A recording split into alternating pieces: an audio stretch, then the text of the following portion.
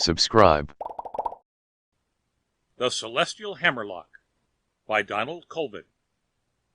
This big-time space promoter could get the Horsehead Nebula in a flying mare, but pinning a planetoid is tougher. The Celestial Hammerlock by Donald Colvin. Spacegram. From Jed Michaels, Rytuk Eros, to H.E. Horrocks, Interplanetary Amusement Corp., Cosmopolis, Earth. I quit, you balloon brain. Jed. Rocket Mail, Second Class.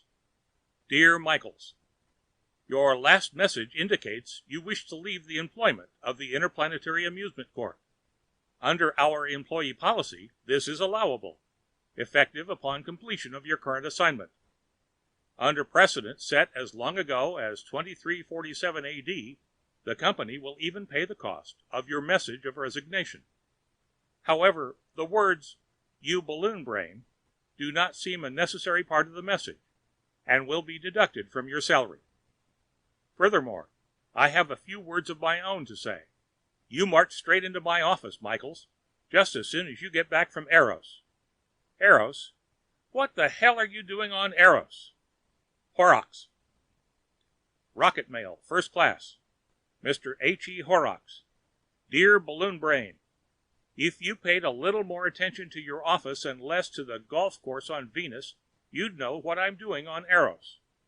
I got here 2 days ago via Mars with a herd of 6 wrestlers in accordance with your own written memorandum.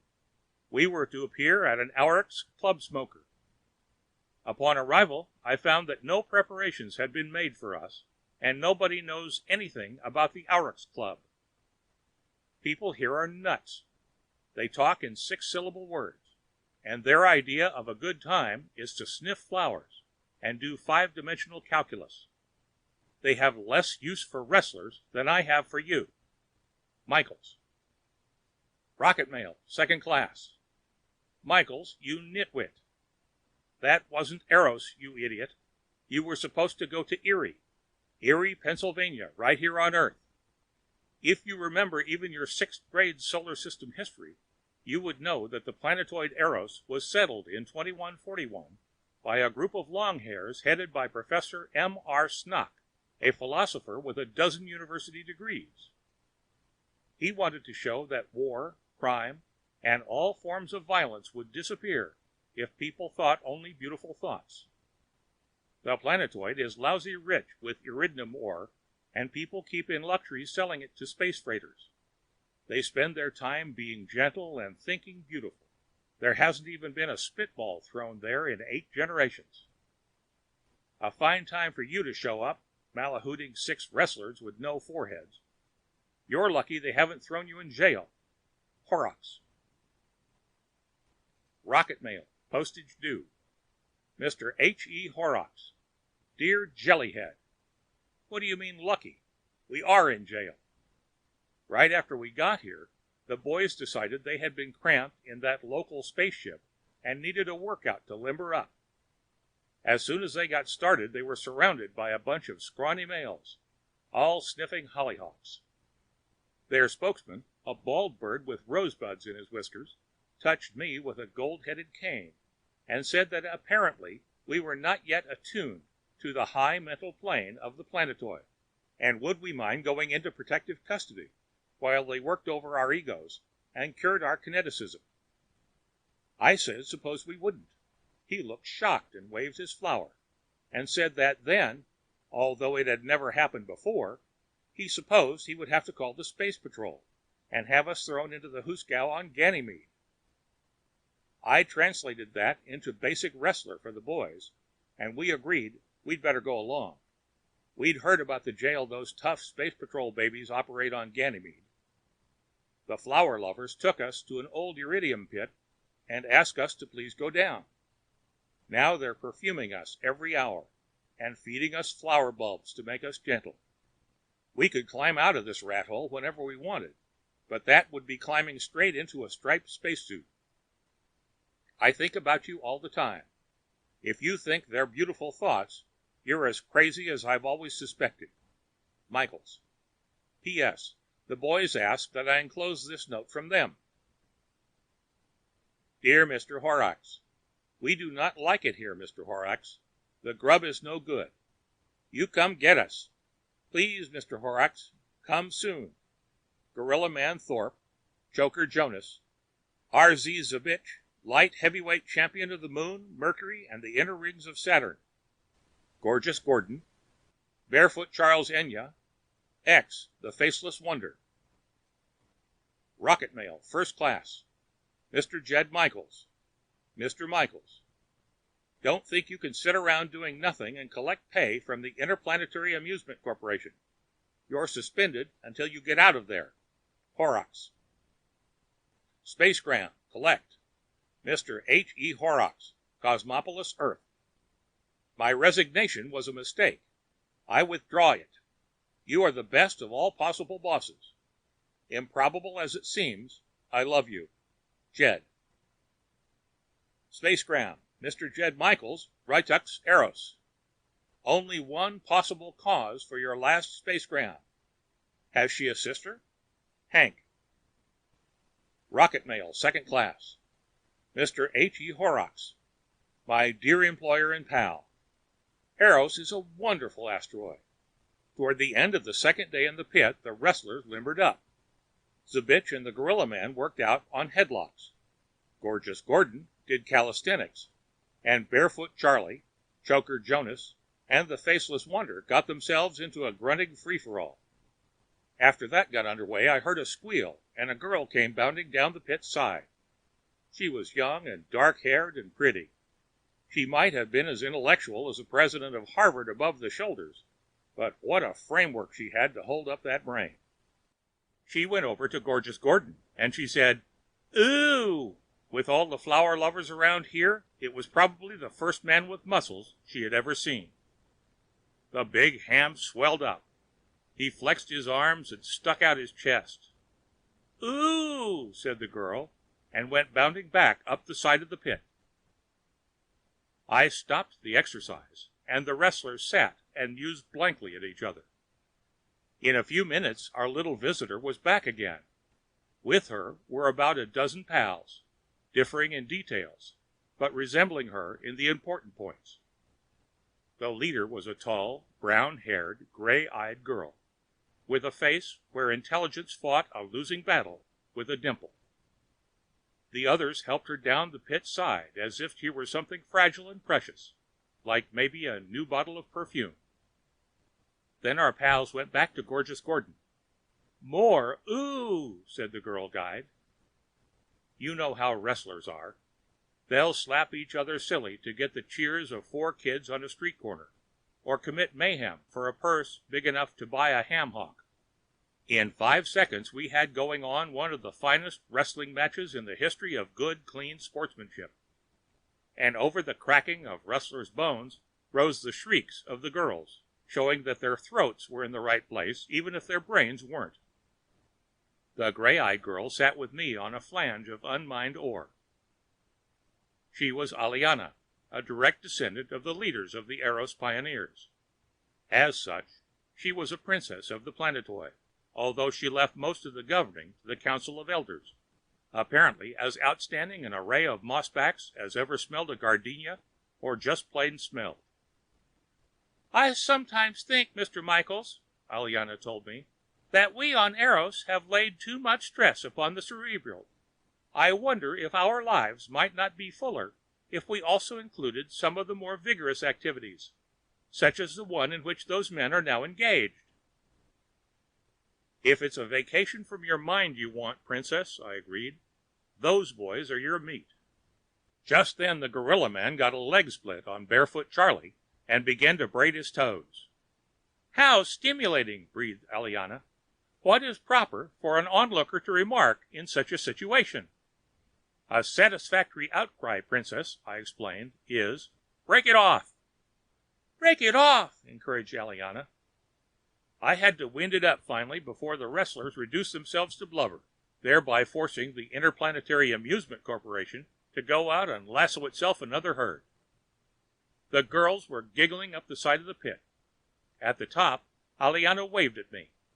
The others blew kisses, not caring much how they landed, as long as the receiver had muscles. The next day, a young man came to the pit.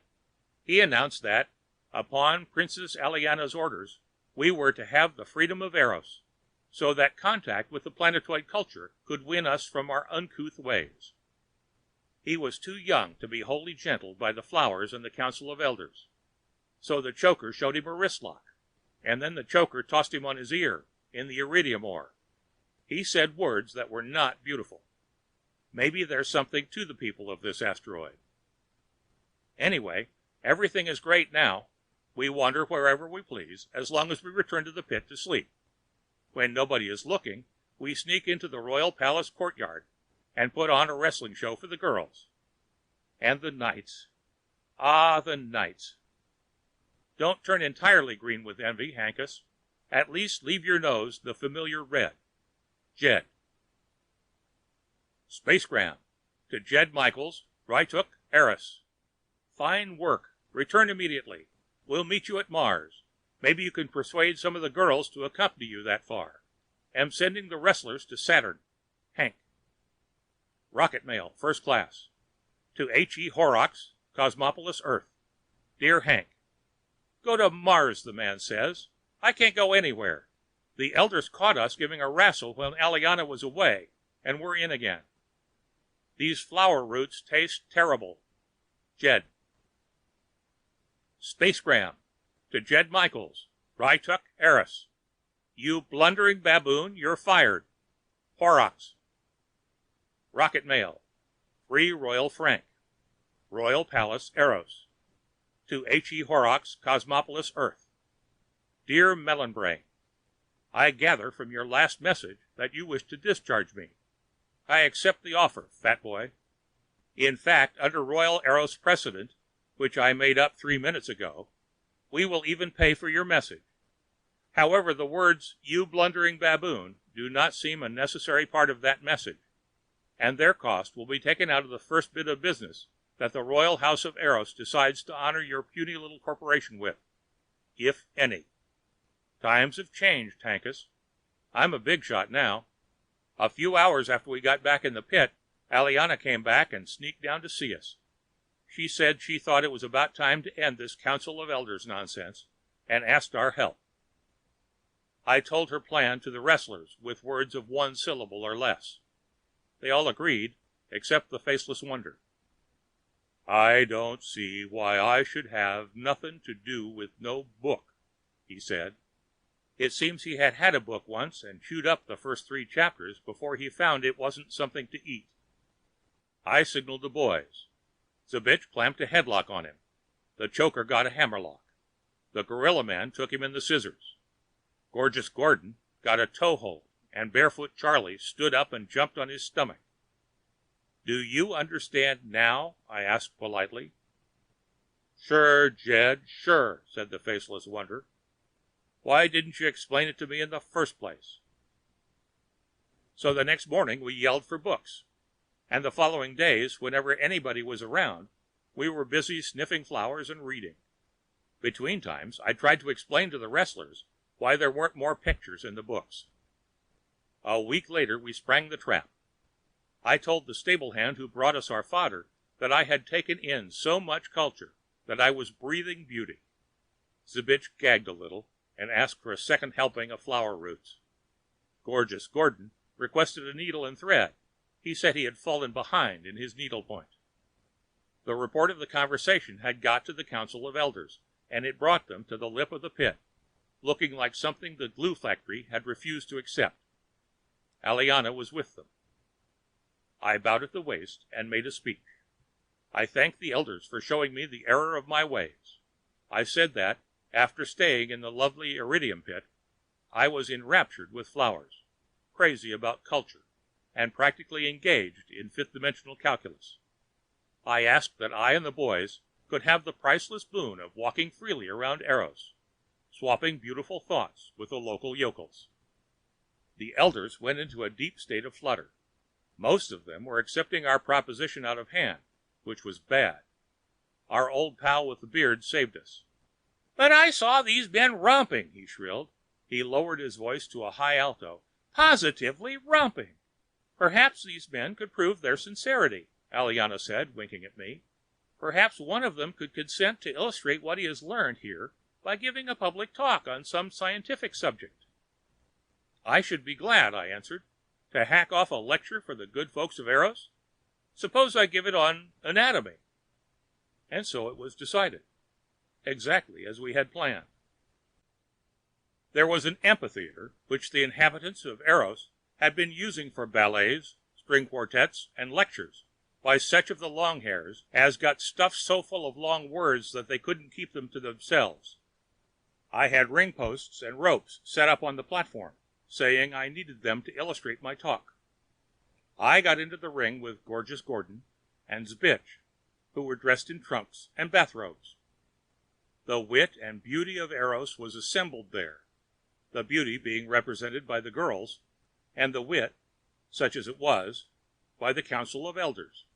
The rest of the seats were filled by other forms, some of them tolerably easy to look at. I had picked out the subject of anatomy in the belief that none of the inhabitants of Eros knew anything about it. The men didn't notice, and the women had nothing to look at anyway.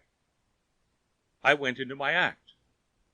"Kind hosts, friends, and unfortunate incidents," I said. "My topic is the science of anatomy. Now, the science of anatomy is copacetic to the point of mopery. The cerebellum is distended, and the duodenum goes into a state of e pluribus unum. Uncalculable thrombosis registers, and the ectoplasm become elliptic, or in the vernacular, the 8-ball in the side pocket." The crowd sat stunned. Here and there a flower sniffer looked down at his own rack of bones to check my statement. "Let me illustrate," I said. I drew the bathrobes off the wrestlers. The boys' muscles rippled as they strutted around the ring. From the women spectators came a long, deep sigh. From that moment we had half the audience with us, the female half. "In anatomy," I said, shaking my finger to emphasize the point, "the wingback shifts outward from a lateral. In the words of the great philosopher Hippocrates, the coil should always be kept clean between the barrel and the tap, and all excess collar should be removed from the spatula." Nobody was listening to me. They were looking at the wrestlers, which, of course, was what I figured on. Most of the men were comparing the grunter's muscles to their own, and here and there a few were dropping their flowers onto the floor. I signaled, and in a second the boys were an omelet of flying legs. The crowd gasped, then leaned forward intently. The shrieking began when Gordon got a headlock on Zbich. It grew when Zbich flipped Gorgeous with a flying mare. By the time Gordon got in a billy goat butt, the amphitheater sounded like feeding time at the zoo. There was another sound, too. Old Whiskers was trotting down the aisle shrieking, "This is romping! Mere romping!" I signaled, and the boys stopped. "We need a third man to illustrate the next point," I said. "Perhaps the gentleman in the aisle will volunteer." Two wrestlers grabbed Old Whiskers and tossed him into the ring. Making fast double talk, I took off his shirt, and he stood there, stripped to the waist, blinking in the sun, and looking like a dehydrated squab.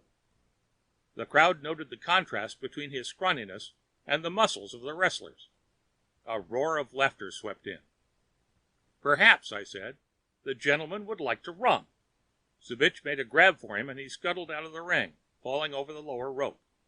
A woman in the first row slugged him with a gardenia. "Sit down, you old fool!" She turned to the wrestlers. "Break it off!" she shouted. The match went on. In my career, including my medicine show days, I've had lots of easy marks, but nothing to compare with the crowded Eros first wrestling match.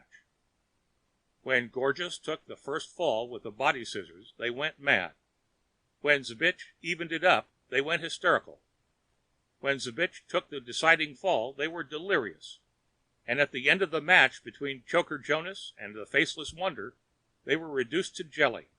We had to call off the third match for fear we would have to take them home in jars.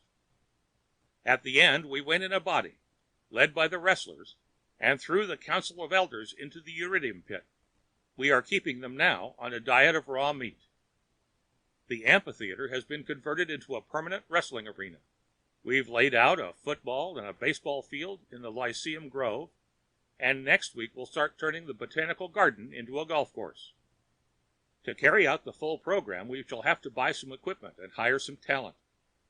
Whether we toss some of the business to Interplanetary depends, Hankus boy, entirely on the attitude Interplanetary takes toward you-know-who. When you write your crawling letter, you worm, address me as Your Mightiness. I am the Minister of Athletics on Eros now, and the second most important person on the planetoid.